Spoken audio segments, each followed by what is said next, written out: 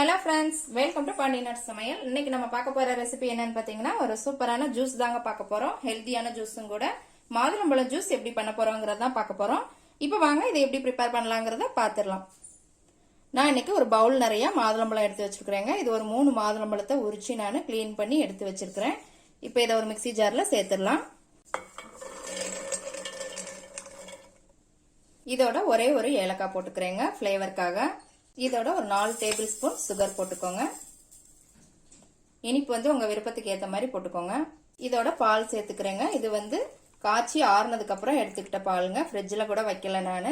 நீங்க இதோட உங்களுக்கு ஐஸ் கியூப் சேர்க்கணும்னாலும் சேர்த்துக்கலாம்.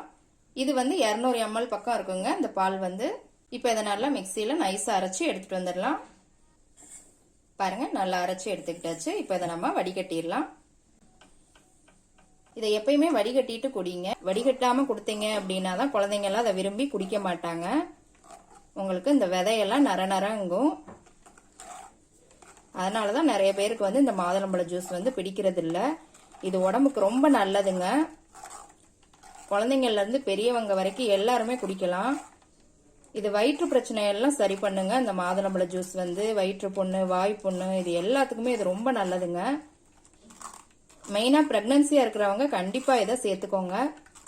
இந்த ஜூஸ் ரொம்ப உடம்புக்கு நல்லது. பாருங்க, இந்த மாதிரி விதையெல்லாம் நரன்னு இருக்கும் போது அந்த தொண்டையில படும்போது கரகரப்பா இருக்கும். அதனாலதான் குழந்தைங்க இந்த பொமிகிரானட் ஜூஸை விரும்புறது கிடையாது. பாருங்க, நல்லா வடிகட்டியாச்சு. இப்ப இதை ஒரு கிளாஸ்ல மாத்திடலாம்.